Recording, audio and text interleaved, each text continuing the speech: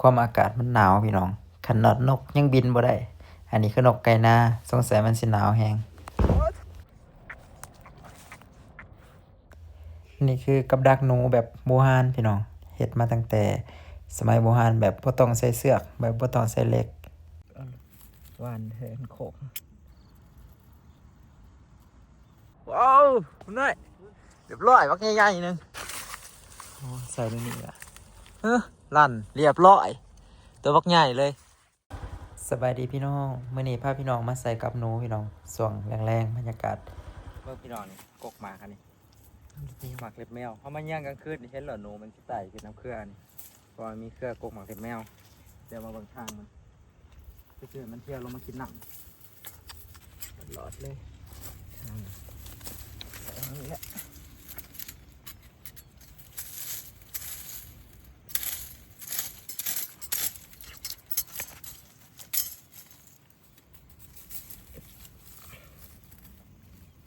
จังไปใส่หมองหน้าเรารับหวานแทนโขกไปต้องไปใส่บ้างคุยน้ำพุนี่มือได้เว้ย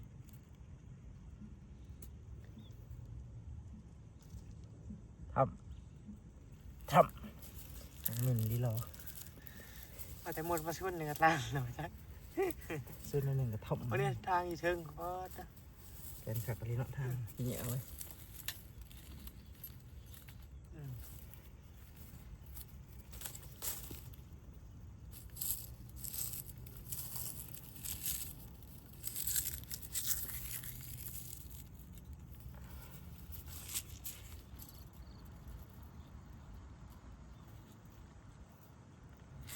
เลาะนั่นนึงใส่เท่ากลางๆกลับไปละหน่อยค่ายังอยู่เบื่องั้นเลยน้ำมันอยู่บ่อยนิดน้ำมันเล็กเลยใช่นี่แหละคือแนวเลาะหนู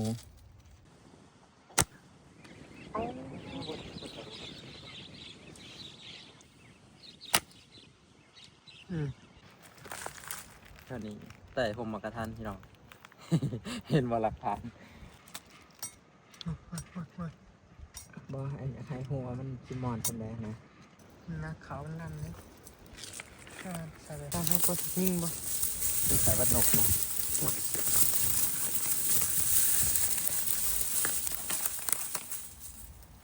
เป็นยัง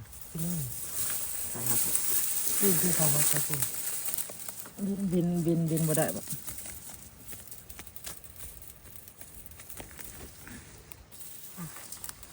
ค่ะตะเวนตกแล้วพี่น้องกลับยังบ่เบิดยังเหลือ4-5 หลังนี่แหละเดี๋ยวสิพาพี่น้องมาเบิ่งเขาเจ้าเฮ็ดกับดักเอาหนูนี่เนาะหอยควันได้คุยเนาะคุยอยู่นี่คุยนกพุกเดินทางมันฟองมันเกี่ยงคักอยู่ได้เนาะอ๋อเขาเนี่ยกินหมดเลยกินเบิดบ่เบิดคักดีเบิ่งกับดักพี่น้องสักรุ่นได้นี่เขาบ่เคยเห็นคือกันน่าสิแบบลั่นเลยดึงหนีบเลยหูมันอยู่นี่เรียมหน่อยมาเบิ่งไม่หูบักใหญ่แล้วเนาะหูอยู่นี่โอ้อยู่นี่ก็มีอีกบ่วงอัดเหม็นโพดเนาะมันบ่กล้าเที่ยวบ่วงโอ้ทางพวกกระถิบก็มีลายลีได้กับดักลายจนไอเงิดกระถิบตัวนี้ตัวนี้คือเครื่องมือแบบกระถิบทุกคนอาจจะบ่เคยเห็นเนาะบางคนก็เคยเห็นแล้วเคยเห็นพร้อมตัวนี้เอาไม้เห็ดแบบ100%เลยก็ได้แบบบ่ต้องใส่เหล็กเอิ้นว่ากระถิบแบบนี้โอ้ลั่นเรียบร้อยเลยลั่นเขานี่อะไรนี่ยังเขายังอยู่ตัวนั้นนะเขาเกี่ยงอีกที่ก็สนิทลงนั้นนี่ยู่บ่ตึ๊บฮะเขาจะสิหางสูงประมาณนี้ก็สนิทกึ๊บหน่อยแต่พวกหัวอยู่หรือบ่มันกันเห็นคนมันกันอาซิโยเห็นเขาเด้อมีอีกบ่วงหนึ่ง เขาคิดว่านู้นอ่ะสิบอยู่แล้วพี่น้องกับดักลายปานนี้มันกัดขวดใหม่ๆด้วยนี่อ๋อมันนี้มาแต่หันมาขวดนี้ขวดใหม่ๆนะยูไซก็มีนักล่าเนาะแต่หูบสดดอกมันกินหมดเลยได้หมดเลยพอเม็ดฮะเห็นหอดเสือกยังเข้านี่อ๋อขาดเสือกขาดเลยบ่วงขาดสบายดียามสาวพี่น้องหนาวแห้งดิไม่ยามกับห้ำแหล่หลังจากใส่กลับไว้เมื่อก่อนพี่น้องเลยเสียงก็จนสิว่าบ่ได้เลยเหมือนนี้เอามายามกลับพี่น้องยามมื้อเช้าก็บ่เช้าวันใดเลยตะเว้นขึ้นสูงเถิบแล้วอ๋อนกไปหน้ามันเป็นยังวะหนาวอ่ะ กินลูกหนักด้วย หนาวสิบ่ตายดิมันซับตาแท้นี่อ้าวเป็นยังคือบ่บินโอ้ทุซับกล้องอีก กินได้เยอะ เอ้าลงน้ำ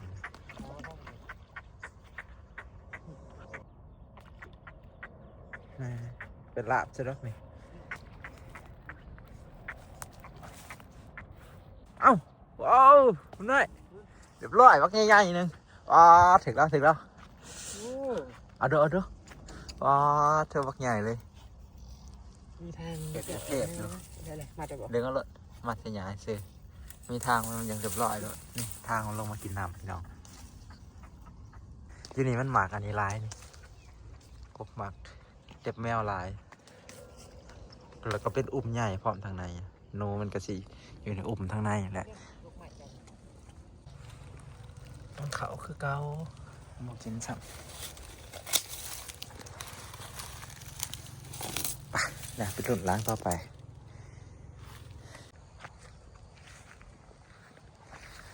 หลังชิถือกี่บอหลังนี่ป้าทั่วขาวได้ยังไงวะเมื่อวานหรือวะโอ้เรียบร้อยเอาอุดจูดเลยมันหน่อยเอาดูหน่อยสั่งหน่องเขาเอานะตัวหน่อยกว่าเขาโอ้นกไก่หน้าพี่น้องเลยแนวเมืองไกลๆนั่นจะคือใบอันต้องกุ้งแหงพางโตได้ดีขนาดเลยแต่ว่าเบิ่งคือมันสิหนาวยังบินบ่ได้ลอยน้ำลงไปง่อยอยู่กลางไม้เลยบ่ได้เอาตัวใดบ่สมบูรณ์บ่เอา กันนกตัวใดสมบูรณ์น่ะเอามาลาบคือเก่าอยู่ห่างมันสิมีต้นหมากไฮซุกคักๆเลยซุกเต็มต้นเลยต้นหมากไฮโอ้หมากกระทันก็ใหญ่คักอะลีเนาะใหญ่เลย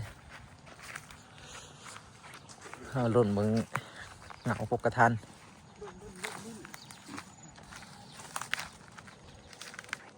บ่เรียบแล้วก็บ่ลอยอ๋อบ่กินเลย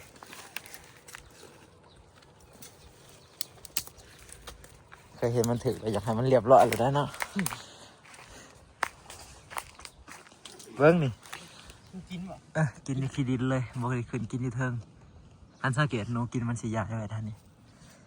มันแล่นมากินในขี้ดินเนาะมาลุ้นเบิ่งคุยนูพวกห่างส่วนกล้วยหน้าเขาเจาะเดี๋ยวนี้มีคุยนูพวกใหญ่แต่ว่าหลายคนก็มาล่ามันหนี้แล้วหนูยังเหลือไว้แต่คุยห่างมันก็เลยเอิ้นว่าบอลนูพวกห่าง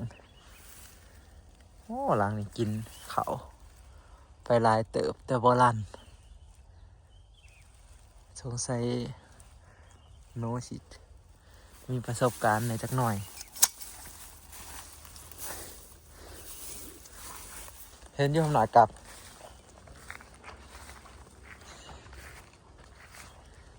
ไอ้กับโปจือคือการว่าตัวเองใส่บอลแดงใส่นี่อ่ะลั่นเรียบร้อยตัวบักใหญ่เลยโอ้ตายยังบ่ตายวะตายแล้วคุยน้ำพวกห่างกับมันคือกันเด้อ หักถึงนุ่งทองขาว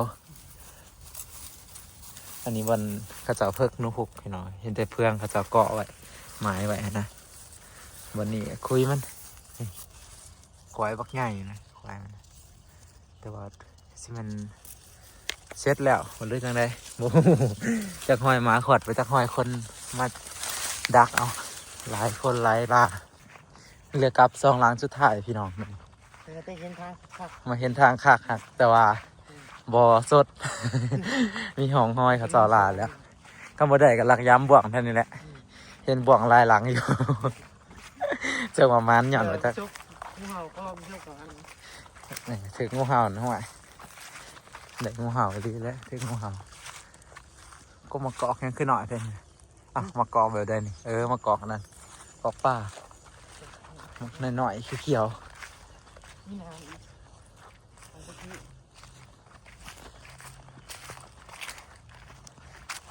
ๆ2 หลังสุดท้าย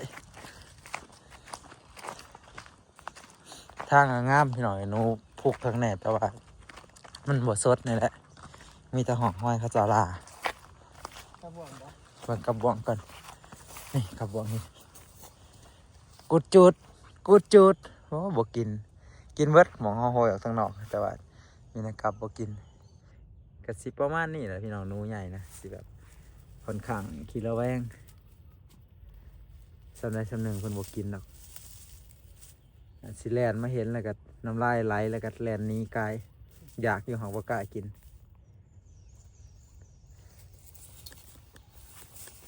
ว้ายบ่ลั่นปานนี้มันก็สิถึกอยู่บ่หนู กัดที่ข่อยครับ มันนั่นบ่คืออันพากระแตะเด้บ่ดังโอ้ยคลองเนาะงามเลย ไม่ใช่ไม่ใช่ บ่ถึก นี่ครับ กินอยู่บ่เบิ่งเสกมันกันจะหมดกินมาจากกินได้เขาวันฮอดตกลงหัดกิน มันระแวงเนาะทางมันคือเกี่ยงเอามาใส่ในปากหูมันแบบไปได้ปะนี่ นี่จะเป็นทางนะครับ ใส่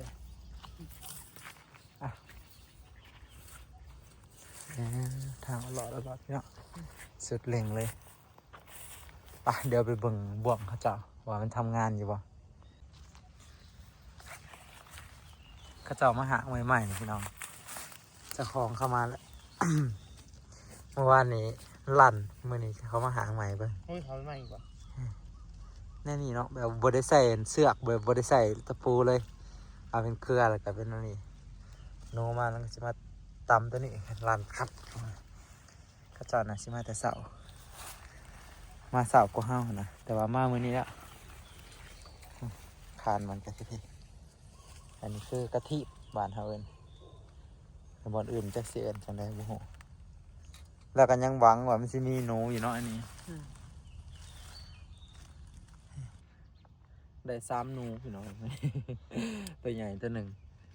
ตัวนี้ไง ตัวแดมหลังใหญ่สุดเนาะตัวนี้ใหญ่สุดเลยหนูเถิกกันน่ะหนูตัวแม่หมดเลยหนูเถิกตัวเดียวเชื่อประมาณอยู่พี่น้อง3 ตัวทำได้นั่นเองเมื่อหนาใส่อีก ก็จะไม่ว่ากินละเขาทับเรียบร้อยซูซีก็เนาะ2 ตัวนี่ตัวนี้ก็เรียบร้อย ก็ไม่รู้จ้ะ มันไปพี่น้องเมื่อวันนี้นี่แม่เราควรนูไว้ให้กินพี่น้อง ไว้ดิ จับอ่ะ เพิ่นคุณว่า แบ่งกับทำหน่อยตัวหนึ่งตัวใหญ่ทำหน่อยเอา2 ตัวพอดีหิวเขาวพอดีกินควรนูแซ่บลูกจะบริกินแบบ บ่ มาโอเคทุกคนเราจนกำหนดว่าจะเป็นย่างนกเหมือนเห็นนกลายมองมาใส่ครับ